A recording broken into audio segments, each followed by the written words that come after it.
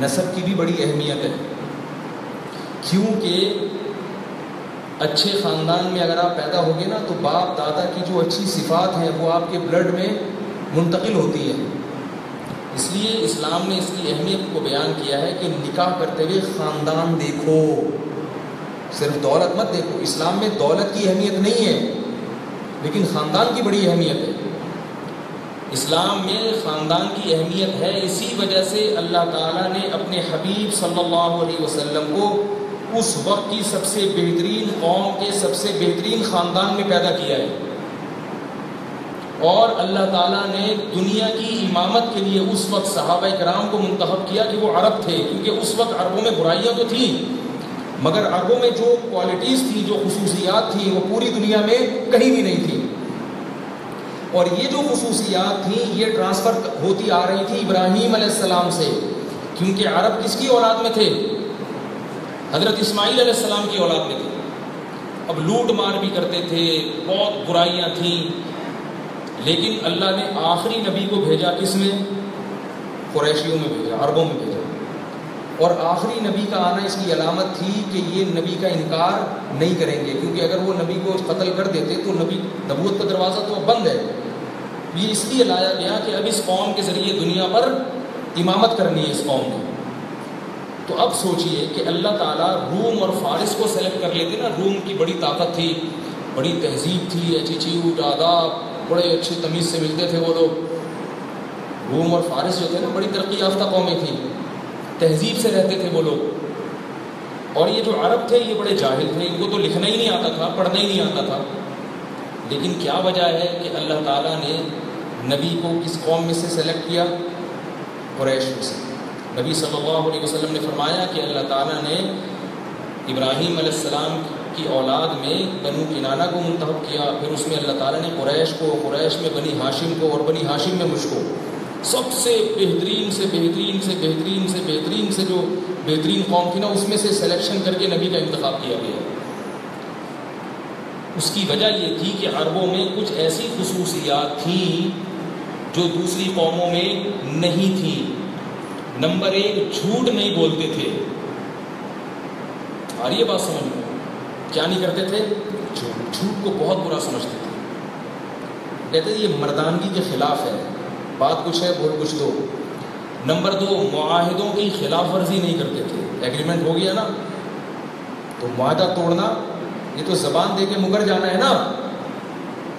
نہیں یار اس سمجھ میں بات. یہ میں کیوں بتا رہا ہوں؟ اس لیے کہ تاکہ ہمارے اندر بھی یہ چیزیں پیدا ہو جائیں. منافقت بہت ہے. معاہدہ کرتے ہیں اور جہاں اپنا مفاد نظر آیا کسٹمر کو ٹوپی کرائی نکل لی.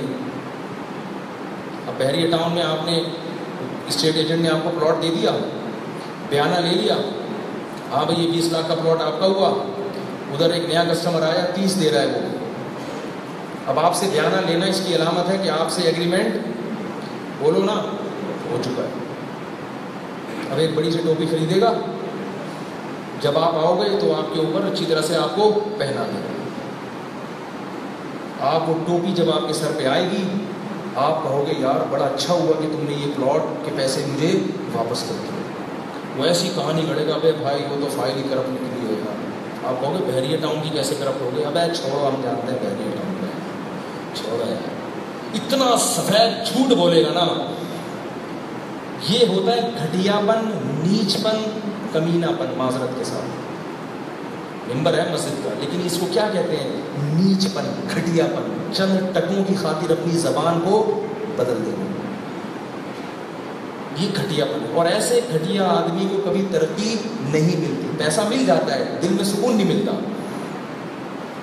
غیرت مند آدمی کہتا ہے بھائی میرا ایگریمنٹ ہو چکا ہے، 20 کروڑ بھی دے دو گے تو نہیں ہو سکتا. فوراً جو ہے نا یہ بات یاد رکھو، لوگ جب چیزیں خریدنے جاتے ہیں تو بارگیننگ ہوتی ہے.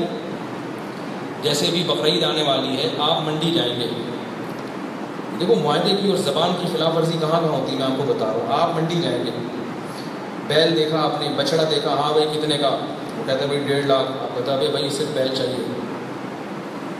وہ کہتے ہیں نا خالی بیل کے بتا، اپنے بھی کیوں بتا رہا ہے بھائی تو ساتھ میں. وہ اتنی قیمت بتاتا ہے کہ سمجھتا ہے کہ خود بھی آئے گا ہمارے سے. تو آپ نے کہا بھائی صرف بیل کے بتاؤ. کہہ رہے بھائی خالی بیل کے بتا رہا ہوں. نہیں بھائی 1.5 لاکھ نہیں ہوتا. تو وہ کہتا ہے پھر آپ بتائیں.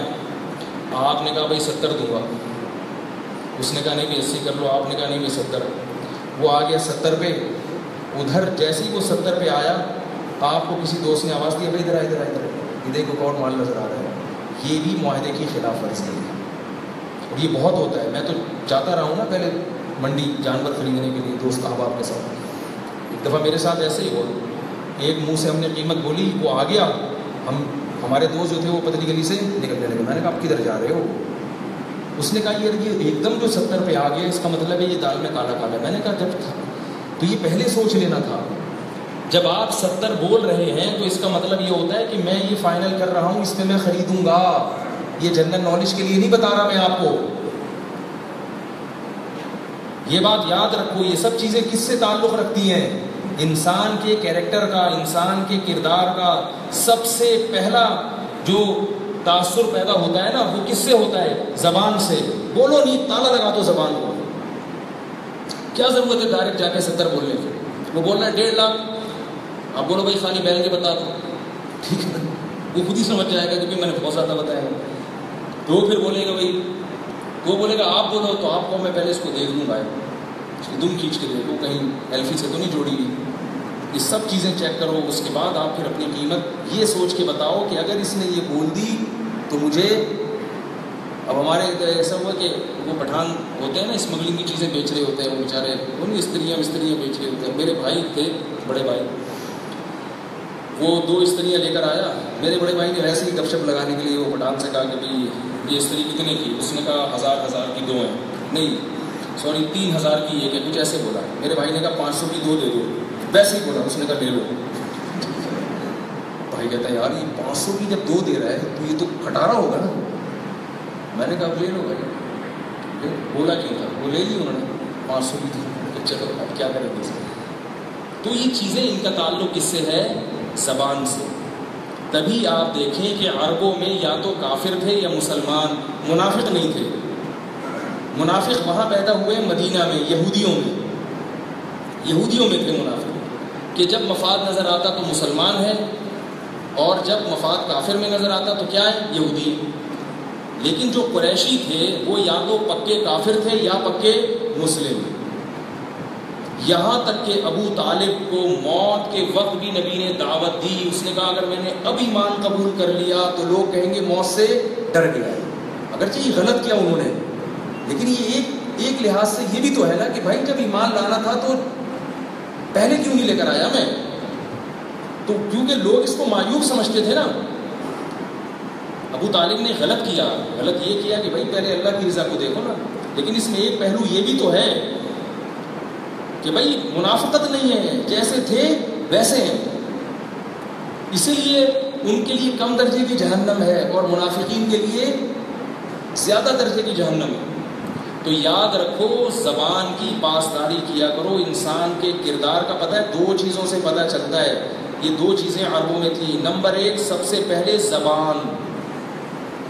میں بار بار اس کو اتنا فوکس اس لیے کر رہا ہوں کہ آج دیندار لوگ نظر آتے ہیں ٹوپیاں کراتے ہوئے, زبان دے کے پیچھے ہٹ جاتے ہیں. رشتوں ناتوں میں ادھر منگنی کر لی, ادھر بات چل لی, ادھر دوسرا رشتہ آیا, اس کو ٹوپی کرا دی. یہ کیا کر رہے ہو بھائی تم؟ ایسے بہت ہوتا ہے. ادھر بھی بات چل رہی ہے اور کہیں اور بھی بات چل رہی ہے.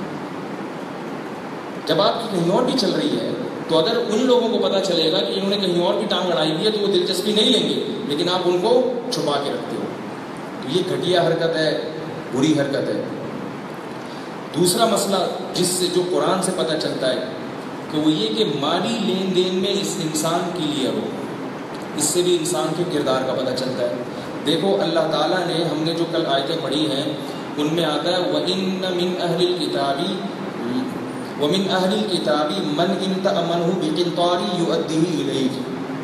فرمائے یہ جو یہود و نصارہ ہیں ان میں بعض ایسے ہیں کہ اگر تم ان کو سونے کا ایک پہاڑ بھی دے دو گے تو جب واپسی کا ٹائم آئے گا نا یہ لا کے واپس کر دیں گے تمہیں.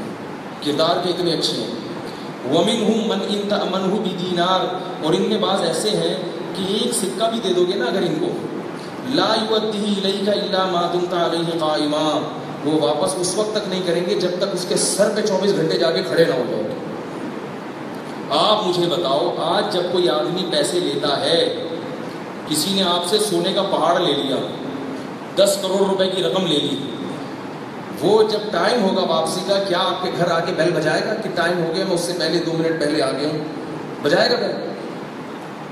یہی تو گھٹیا پن ہے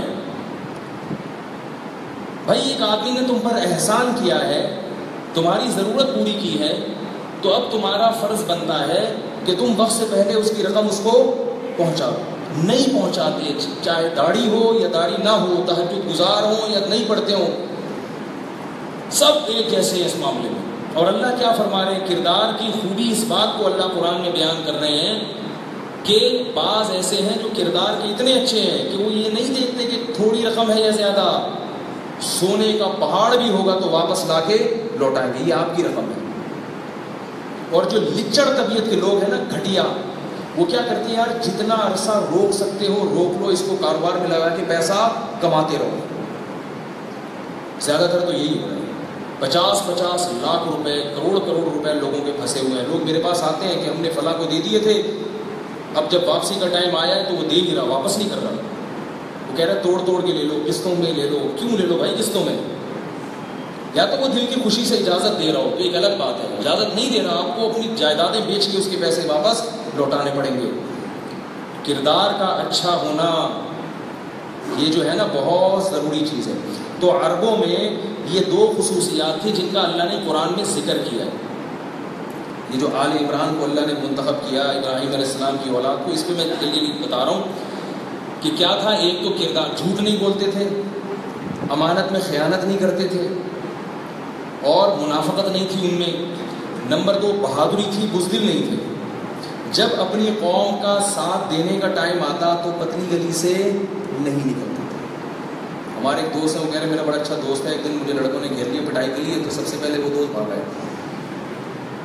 یار جب دوست پٹ رہا ہے تو تم بھی پٹ جاؤ اس کے ساتھ. جب چلو بھاگو، کسی کو بلانے کے لیے بھاگو تو بھی ٹھیک ہے، بھاگی.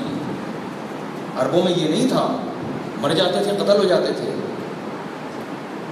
اور دیت کو برا سمجھتے تھے. بھائی انتقام لیں گے، انتقام. ہمارے ہاں انتقام بھی ختم ہو گیا ہے. بھائی کو آ کے کوئی کوٹ کے پیٹ کے چلا جائے، چھوڑا جائے. اس لیے نہیں کہ لڑائی جھگڑے کو ناپسند کرتے ہیں، اس لیے کہ بھائی سے رشتہ مضبوط ہے ہی نہیں، بزدلی ہی ہے. بھائی کو پیٹ کے چلا گیا، اگر بھائی نے غلطی کی تھی پھر تو ٹھیک ہے، لیکن اگر وہ مظلوم ہے تو تم جا کے پکڑو تو صحیح اس کو. بھائی کس نے پیٹا یار؟ ہم موجود ہیں، ہمارے بھائی کے ہاتھ کس نے اٹھایا؟ جو لوگ اپنے بھائی کا دفاع کرتے ہیں وہی دوست کا دفاع بھی کرتے ہیں، وہی اپنے شہر کا دفاع بھی کرتے ہیں، وہی اپنے ملک کا دفاع بھی کرتے ہیں، وہی اپنی قوم کا دفاع بھی کرتے ہیں. ملک پہ جب باری آئے گی نا لڑنے کی تو یہی لوگ لڑیں گے ملک کے لیے. اور جو بھاگتا ہے وہ جب ملک میں جنگ چھڑے گی تو وہاں سے بھی بھاگے گا، وہ ہر جگہ سے بھاگے گا. تو عرب میں خصوص ہاں، لیکن یاد رکھو اگر دشمن بہت طاقتور ہے نا اور آپ کو پتہ ہے کچھ بھی نہیں کر سکتا، پھر بھاگنے میں کوئی حل نہیں. وہ بندوق نکال کے کھڑا ہوا ہے اور آپ کو میرا بیان یاد آیا، تو وہ پھر ایسے موقع پہ کوئی طاقت کا توازن ہو، تھوڑا بہت توازن ہونا ضروری ہے. تو کچھ تو کرے نا انسان. تو رشتہ داری ختم ہو گئی ہے، خیال ہی نہیں کرتے. تو یہ سب چیزیں عربوں میں نہیں تھی. عرب زنا کو برا سمجھتے تھے، زانی ہوتے تھے ان میں مگر برا سمجھتے تھے، منہ چھپاتا تھا زانی قوم سے، برا سمجھتے تھے. رشتہ داری توڑنے کو برا سمجھتے تھے. اگر رشتہ داری پہ کوئی آفت آئے تو سگے بھائی بھی کھڑے ہوتے تھے، چچا زاد بھائی بھی کھڑے ہوتے تھے، پھوپھی زاد بھائی بھی کھڑے ہوتے تھے. پورا قبیلہ اٹھ کے آ جاتا تھا کہ ہمارے خاندان کے ایک فرد کا بال کیوں بیکا ہوا ہے، انتقام لیں گے اس کا. بزدلی نہیں دکھاتے تھے. آج دیکھ لو نا، ایک پٹ رہا ہے، کیا ہو رہا ہے اللہ والا. رشتہ داری کمزور پڑ گئی. پھر سخاوت بہت تھی ان لوگوں میں. یہ میں اس لیے عرض کر رہا ہوں یہ صفات کہ اگر ہمارے اندر یہ صفات ہوں گی تو اللہ ہم میں بھی اچھے لوگوں کی سلیکشن کرے گا. ہماری نسلوں میں اللہ بڑے بڑے انبیاء تو نہیں ہم آ سکتے، لیکن انبیاء کے ورثہ پیدا ہوں گے، علماء پیدا ہوں گے، قوم کے مقتدی اور رہبر پیدا ہوں گے آپ کی اولاد میں. اگر آپ کے اندر، آپ اپنے اندر یہ والی کوالٹیز پیدا کریں گے جو عربوں میں تھی. ایک بہت بڑی صفت عربوں میں یہ تھی کہ وہ کنجوسی کو پسند نہیں کرتے تھے. آج ہمارے ہاں کنجوسی کو پسند کیا جاتا ہے. اپنے بینک بیلنس دکھائے جاتے ہیں، یار 5 ارب روپے پڑے ہوئے میرے اکاؤنٹ، 3 کروڑ روپے پڑے ہوئے. وہ بھائی پڑے ہوئے ہیں نا، یہ تو کمال تھوڑی ہے، یہ تو کنجوسی ہے. خرچ کتنے کیا آپ نے، کتنے غریبوں کو کھلایا، اس پہ فخر کرو. حاتم طائی کا نام سنا ہے نا، دنیا کا سب سے سخی. وہ نبی صلی اللہ علیہ وسلم کی بعثت سے تھوڑا پہلے گزرا ہے. وہ بھی کہاں پیدا ہوا؟ قریش میں. تو عرب بڑے سخی ہوا کرتے تھے. میں اکثر ایک واقعہ بیان کرتا ہوں حضرت حمزہ کا. عربوں کی سخاوت کیسے ہوتی تھی. حضرت حمزہ کے پاس اونٹنی تھی، وہ حضرت علی کی تھی. اس وقت اسلام میں شراب حرام نہیں ہوئی تھی، تو شراب پینے کی اجازت تھی. تو حضرت حمزہ نے بھی شراب پی ہوئی تھی، اس وقت حرام نہیں ہوئی تھی، اور وہ نشے میں تھے. تو حضرت علی رضی اللہ تعالی عنہ نے حضرت فاطمہ سے نکاح کیا تھا، اور یہ ارادہ تھا کہ نبی کی بیٹی سے نکاح کیا تو ولیمہ بڑا تگڑا ہونا چاہیے، کیونکہ اتنا شاندار نکاح تو اس کائنات میں نہیں ہوا کبھی نبی کی بیٹی سے، اور نبی بھی سید الانبیاء. تو حضرت علی کی بہت بڑی فضیلت ہے کہ نبی نے ان کو اپنی بیٹی دی ہے، اس سے بڑا کوئی مقام ہو نہیں سکتا. اور پھر ان سے اولاد بھی چلی ہے. باقی صحابہ، حضرت عثمان کو بھی نبی کی بیٹی سے شادی ہوئی مگر اولاد نہیں چلی آئی، نسل حضرت علی سے چلی ہے. یہ بڑی فضیلت ہے. تو حضرت علی نے خوش ہو کے اپنی اونٹنی کاٹوں گا، نبی کی بیٹی سے نکاح ہو رہا ہے. حضرت حمزہ جب نشے میں تھے تو ان کی چچا زاد بہنیں، پھوپھی زاد بہنیں بیٹھی ہوئی تھی. انہوں نے حضرت حمزہ کو تانا دیا اور شاعری پہ تانا دیا کہ اے حمزہ تیری سخاوت کہاں گئی، یہ اتنا بڑا اونٹ تیرے سامنے کھڑا ہوا ہے اور اس کی دعوت نہیں کر رہا تھا. آپ کی چچا زاد پھوپھی زاد بہنیں اگر آپ کو تانا دیں یہ بکرا تم جو خرید کے لائے ہو یہ مسلسل بول رہا ہے تو یہ بزبان حال کیا کہہ رہا ہے، تو آپ کہیں گے کچھ بھی نہیں کہہ رہا ہے. آپ یہی کہیں گے نا، بولیں گے چپ کر جاؤ، دفع ہو یہاں سے، فضول باتیں نہیں کرو، یہ بکرا ہے. ٹھیک ہے، اس کو بکنے دو جو بکرا ہے یہ. تو وہ اونٹ تھا، عرب میں تو بڑا قیمتی مال سمجھا جاتا تھا اونٹ. حضرت حمزہ شراب کے نشے میں یہ بھول گئے کہ یہ اونٹ میرا نہیں ہے، وہ سمجھے کہ یہ میرا ہے. تو کہتے ہیں جب ان کی چچا زاد بہنوں نے تانا دیا نا بخل کا کہ یہ اونٹ کھڑا ہوا ہے اور تو نے اے حمزہ تو نے دعوت نہیں دی، فوراً چھلانگ مار کے اٹھے، تلوار سے اونٹ کو نہر کیا، کھال اتاری، سری پائے چاپے سب. عرب 20-25 منٹ میں یہ کام سے فارغ ہو جایا کرتے تھے، بڑے ماہر تھے. حضرت علی جب واپس آئے ہیں تو اپنے اونٹ کی چاپیں دیکھی انہوں نے، دیکھا بھی پبلک کیا کر رہی ہے. حضرت علی فرماتے ہیں میں اپنی آنکھوں پہ قابو نہ رکھ سکا، رو پڑے بیچارے. جو حضرت حمزہ کے جب نشہ ہوتے انہوں نے کہا بھائی یہ کیا ہو گیا. لیکن یہ سخاوت تھی کہ بھائی کام کر دو، سوچو بعد میں، کھلا دو. جب کہہ رہی ہیں رشتہ دار ہیں تو کھلا دو. تو بہت بڑی سخاوت تھی. خود نبی صلی اللہ علیہ وسلم سخاوت کے کیسے دریا تھے. نبی صلی اللہ علیہ وسلم نے اپنی زوجات کو 1 سال کا نان نفقہ ایڈوانس میں دے دیا کرتے تھے. وہ ان کی زوجات کیا کرتی ہیں، صبح سے غریبوں میں بانٹنا شروع کر دیتے. 2 دن نہیں گزرتے تھے کہ وہ سارا راشن ختم. 1 سال کا راشن 2 دن میں بانٹ کے ختم. چلو چھوٹو بھائی اللہ کھلائے گا. اتنی سخاوت. آپ کہہ سکتے ہیں انہوں نے تو نبی سے سخاوت کے بیان سنے تھے، تو بیان تو ہم لوگوں نے بھی بہت سنے، میں نے تو بہت زیادہ سنے ہوئے. ہم تو کسی کو 2 روٹی دیتے ہوئے سوچتے ہیں بھائی 100 دفعہ. صرف بیانات سے نہیں ہوتا، یہ چیز بلڈ سے منتقل ہوتی ہے، جینز میں شامل ہوتی ہے. باپ دادا سے ایسی سخاوت چلی آ رہی تھی تو وہ کس میں آ گئی. تو اللہ نے ایسی قوم کو نبی کا ساتھی بنانا تھا، نیچ لوگوں کو نہیں بنانا تھا جس کو بعد والے فالو نہ کریں. اگر وہ ہم لوگوں کی طرح ہوتے تو پھر ہم کیا قصے سنا رہے ہوتے ان کے بیٹھ. امہات المومنین نے ایک دفعہ 6 مہینے میں ایک وہ جو ہوتا ہے نا اونٹ صاف کرنے والا، ہمارے یہاں تو وائپر گاڑی صاف کرنے والا ہوتا ہے، ان کے یہاں کوئی اونٹ صاف کرنے والا ہوتا ہے، اس کو 5 روپے دیے تھے. تو ہم کہتے ہیں اچھا اس کو 5 روپے دیے تھے تو ہم 5 پیسے دیں گے اس کو. تو اس لیے اللہ نے ایسے لوگوں کی سلیکشن کی.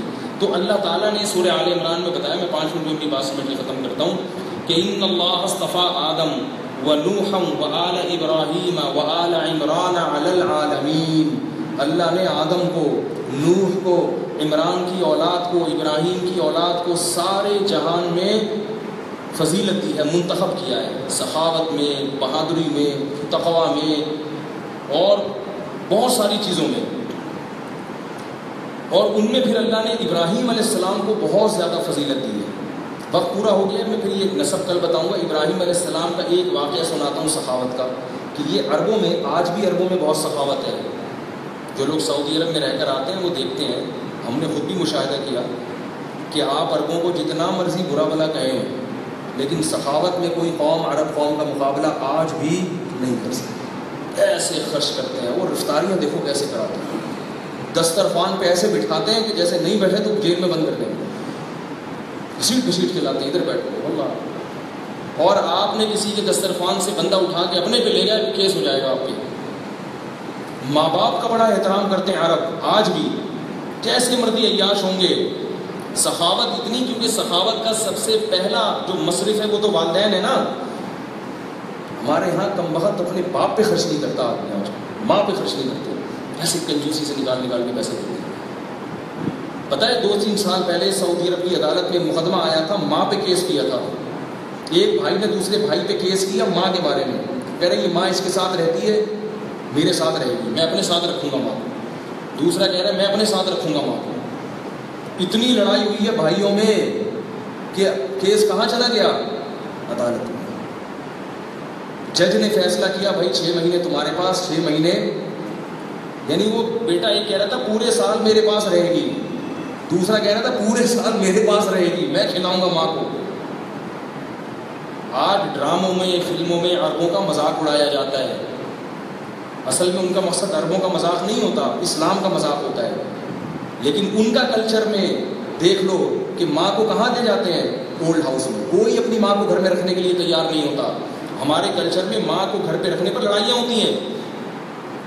کیس ہوا عدالت میں, بی بی سی نے یہ خبر نشر کی تھی. لڑائی ہو رہی ہے, وہ کہہ رہے ہیں کیوں, اس لیے کہ بھائی میں اگر سخی ہوں, میں اگر خرچ کرتا ہوں تو سب سے پہلے کون ہے, کس پہ خرچ کروں گا, ماں ہے بھائی سب سے پہلے, اس پہ خرچ کرنے کا ثواب ہے. کھلاؤ پلاؤ, خود گاڑیوں میں گھوم رہے ہو, خود پتنی کیا کھا رہے ہو. ایک آدمی نے مجھ سے کہا میں اپنی بیوی کو پھل کھلاتا ہوں چپکے سے, اماں نہ دیکھ لے, ورنہ اماں بھی مانگتی ہیں. اماں کہتی مجھے بھی کھلاؤ. میں نے کہا یار جنا کس نے ہے, ماں نے جنا ہے. بیوی کو کھلا رہے ہو, ماں کو جب پتہ چلے گا اس کے دل کے کیا جذبات ہوں گے. اس کو بھی کھلا تو اللہ برکت دے گا بھائی, بلکہ اماں کو ساتھ بٹھا کے کھلاؤ. تو وہ بیوی کو اگر غصہ آ رہا ہے تو اس کو بولے بل تمہارا بیٹا بھی تمہارے ساتھ پھر یہی کرے گا, پھر غصہ نہیں کرنا. تو اللہ تعالیٰ نے یہ جو سخاوت رکھی تھی نا, یہ بلڈس میں, یہ خون سے منتقل ہوتی. اس لیے سخی لوگوں میں شادیاں کیا کرو, ٹھیک ہے نا, کنجوسوں میں نہیں کیا کرو, ورنہ تمہارا خون چوس لیں گے, خون چوس لیں گے.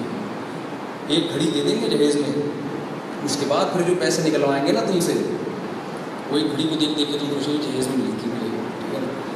تو اور جو خواتین ہیں ان کو بھی چاہیے کہ وہ سخی لوگوں میں نکاح کیا کریں, کیونکہ سخی میں شادی ہوگی تو وہ شوہر بیوی پہ کھلا ہاتھ رکھے گا, خرچ کرے گا, ورنہ وہ کیا کرے گا, پورا دن کے نا ایک انڈا ناشتے میں, ٹھیک ہے نا, وہ ایسے کھلائے گا. ایک ڈبل روٹی کے 2 پیس, اتنے کیلوریز ہوتی ہیں اس میں. ایک صاحب نے مجھے کہا کہ مجھے ڈاکٹر نے کہا کہ اتنی کیلوریز کھا سکتے, اس سے زیادہ نہیں. میں نے کہا اس سوچنے میں تو آپ کی کیلوریز خرچ ہوں گی نا. وہ ڈاکٹر نے اس کا نہیں سوچا, اس کی ٹینشن ہے نا کہ اتنی کھا سکتا ہوں اتنی نہیں. میں نے کہا کھا لو, اللہ کا نام لے کے, تھوڑا کم کھاؤ, کھا لو, اتنی کیلکولیشن کی ضرورت نہیں ہے. تو یہ جو سخاوت منتقل ہوئی ہے ابراہیم علیہ السلام سے, کیسے, میں پہلے حیران ہوتا تھا کہ بھئی ابراہیم علیہ السلام کا اللہ نے قرآن میں 2-3 جگہ واقعہ بیان کیا کہ ان کے پاس فرشتے انسانی شکل میں آئے. اور جہاں بھی قرآن میں آتا ہے کہ فرشتے انسانی شکل میں آئے, مقصد کیا تھا, ابراہیم علیہ السلام کو خوشخبری دینا اور لوط علیہ السلام کی قوم کو تباہ کرنا. تو ہر جگہ قرآن میں آتا ہے کہ ابھی وہ فرشتے آ کے بیٹھے ہی تھے کہ ابراہیم علیہ السلام نے بھنا ہوا بچڑا ان کے سامنے لا کے رکھ دیا. وہ فرشتوں نے جب حضرت ابراہیم نے دیکھا کہ یہ فرشتے اس بچڑے کی طرف ہاتھ بڑھاتے ہی نہیں ہیں, کیونکہ جیسا مرضی مہمان کا پیٹ بھرا ہوا ہو, جب میزبان اتنا انتظام کرے, اتنا پروٹوکول دے, تو 2 نوالے تو کھا ہی لیتے ہیں نا. اور کم از کم اس کی طرف طبیعت تو مائل ہوتی ہے نا کہ یار بچڑا کوئی معمولی چیز تھوڑی ہے, بکرا نہیں بچڑا, بیل کا بچہ بھنا ہوا ثابت. تو آپ کا کتنا ہی پیٹ بھرا ہوا ہو, طبیعت تو مائل ہوتی ہے, پھر آپ ہاتھ روکتے ہو کہ نہیں یار بدہضمی ہو جائے گی, پھر ہاتھ جا رہا ہے. ابراہیم علیہ السلام دیکھ رہے ہیں کہ ان کے لیے یہ ایسے جیسے پتھر, کیونکہ جو فرشتے تھے ان کے لیے تو کوئی اہمیت نہیں تھی. تو سوال پیدا ہوتا ہے کہ قرآن ہر جگہ اس کا تذکرہ کیوں کر رہا ہے کہ وہ گھر آ کے بیٹھے اور ابھی بیٹھے ہی تھے ہی کہ بچھڑا لا کے رکھ دیا سامنے. ہونا یہ چاہیے کہ جب کوئی بندہ آئے تو پہلے پوچھو بھائی کون ہو, کیسے آئے ہو, کھانا کھاؤ گے نہیں کھاؤ گے, ہو سکتا ہے پیٹ بھرا ہوا ہو تو چائے پہ گزارا کر لیتا ہے انسان. ہمارے یہاں کیا ہوتا ہے, بچڑا تو دور کی بات, ایک صاحب نے مجھے اپنا واقعہ سنایا, کہہ رہے میں اپنے رشتے داروں کے گھر گیا, رات کے وقت انہوں نے پوچھا بیٹا آپ نے کھانا کھا لیا؟ میں نے کہا ہاں. نہیں میں نے نہیں کھایا کھانا. کہہ رہے میں خوش ہوا, میں نے کہا یار کھانا ہو جائے گا. میں نے کہا نہیں کھایا. کہہ رہے اگر کھا لیا ہوتا نا تو چائے پلاتا آپ کو. میں چائے سے بھی گئے اور کھانے سے بھی گئے, چائے سے بھی گئے اور کھانے سے بھی گئے. تو ابراہیم علیہ السلام نے فوراً فما لبثا, ابھی ٹھہرے ہی نہیں تھے کہ لا کے بچڑا دے, حالانکہ غریب تھے. اور کہتے ہیں ابراہیم علیہ السلام کی عادت بیان کی جاتی ہے کہ کبھی اکیلے کھانا نہیں کھاتے تھے, کوئی مسلمان نہیں ملتا کافر کو بٹھا لیتے. حضرت حسین کا بھی یہی تھا کہ حضرت حسین جب بھی کھاتے تھے کھلا دسترخوان لگاتے تھے, پبلک کو کھلے عام دعوت ہوتی تھی. تو کسی نے پوچھا کہ بھئی حضرت یہ تو آپ جو ہے نا بغیر اجازت کے لوگ آپ کے دسترخوان پہ بیٹھ جاتے ہیں. تو انہوں نے فرمایا کہ کھانا کوئی ایسی چیز نہیں ہے کہ جس میں کھانے سے پہلے اجازت دی جائے, اور جو بھی ہمارے دسترخوان پہ کھائے گا ہمارا اس پر کوئی احسان نہیں ہوگا. یہ لنگر ہے, بغیر پوچھے کھا لیا کرو. لیکن ان کے پاس پیسہ بھی تھا. آپ لوگ ایسا نہ ہوتے پھر زکاتیں لیتے پھر رہے ہو, اپنی اوقات کے حساب سے سخاوت کیا کریں. تو وہ کھلایا کرتے تھے. تو فوراً بچڑا, جب دیکھا کہ ہاتھ اس طرح بڑھ ہی نہیں رہا ہے, پھر پوچھا کہ بھئی کیا ہو, کون ہو, دیکھا دشمن تو نہیں ہے. علماء نے لکھا ہے کہ فوراً جو ابراہیم کو خوف پیدا ہوا نا ابراہیم علیہ السلام کو, وہ کیوں پیدا ہوا, اس میں بھی عبرت ہے. قرآن میں آتا ہے کہ جب دیکھا کہ یہ بچڑے یہ کھا نہیں رہے ہیں تو ابراہیم علیہ السلام کو ان سے خوف پیدا ہونے لگا. خوف کیوں پیدا ہوا, علماء نے اس کی وجہ یہ بیان کی ہے کہ غیرت مند لوگ تھے ابراہیم علیہ السلام کے, جو جان پہچان والے تھے, وہ جب کسی کے گھر میں کھاتے تھے تو پھر دشمنی نہیں کرتے تھے. جو دشمن تھا نا وہ پھر آ کے کھاتا نہیں تھا. وہ کہتا تھا اگر میں نے اس کے گھر کا کھا لیا تو پھر میں اس سے لڑوں گا کیسے, جس تھالی میں کھاؤ اسی میں چھید کیسے کرے آدمی. آج کیا کرتے ہیں کہ پہلے کھائیں گے, جیسے وہ ایک آدمی ہوٹل میں گیا نا, کہنے لگا یار ایسا کرو ایک نہاری لے کر آؤ, میرا جھگڑا ہونے والا ہے بہت ٹائٹ قسم ہے. سنا ہوگا آپ لوگوں نے, فریش ہو جائیں گے. لے آئے نہاری, روٹی 4 روٹی لے کر آؤ یار بہت ٹائٹ پھڈا ہونے والا ہے, جلدی لاؤ یار پھڈا ہونے والا ہے. لے آئے 4 روٹی, کھا گیا. ایک کولڈ ڈرنک لے کر آؤ, بہت سخت جھگڑا ہونے والا ہے بھائی, پھڈا ہونے والا ہے. وہ میرا بھاگتا ہو گیا ہے کولڈ ڈرنک. یار ایک لسی بھی لے, اب تو ہونے ہی والا ہے, بس اب تو بس تیار ہو گیا, پھڈا ہی پھڈا. لسی بھی لے آیا, اور یہ بھی پان بھی لے آیا, چائے بھی لے آیا, دودھ پتی بھی لے آیا, سب پی پا کے ہر دفعہ بھی کہہ رہا ہے پھڈا ہونے والا ہے. تو آخر میں ہوٹل کے مالک نے بولا بھائی کس سے پھڈا ہونے والا ہے, کہہ رہے پیسے ویسے نہیں ہیں, تیرے سے پھڈا ہونے والا ہے. پیسے نہیں ہے میرے پاس, تیرے سے پھڈا ہونا. میں نے کہا تیرا پھڈا ہوتا کھا پی کے ہونا تسلی سے. تو یہ بھی لوگ ہیں کہ جس کا کھا رہے ہیں اسی سے لوگ ہیں. تو وہ اچھا دور تھا. ابراہیم علیہ السلام کو ڈر تھا کہ بھئی آ کے کہیں ایسا نہ ہو یہ کھا نہیں رہے تو لڑنے نہ آئے. تو عربوں میں یہ خصوصیات تھیں کہ وہ جس کے گھر کا کھاتے تھے اس سے لڑتے نہیں تھے. اس لیے اللہ تعالیٰ نے ان اچھی اچھی صفات کی وجہ سے عربوں کا سلیکشن کی. غیرت بہت تھی غیرت. تو شریعت نے کیا کیا ہے کہ ان تمام جو اچھی صفات تھی ان کے رخ کو چینج کر دیا ہے.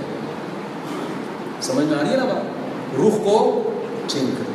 خالد بن ولید پہلے بہادری دکھاتے تھے مسلمانوں کے خلاف, شریعت نے رخ کو چینج کر دیا ہے بھئی اسلام دشمنوں کے خلاف بہادری دکھاؤ, اللہ کو ماننے والوں کے خلاف. تو انہوں نے وہ دکھائی اور اس نے پھر کمال پیدا کی. یہ ساری چیزیں تھیں عربوں میں.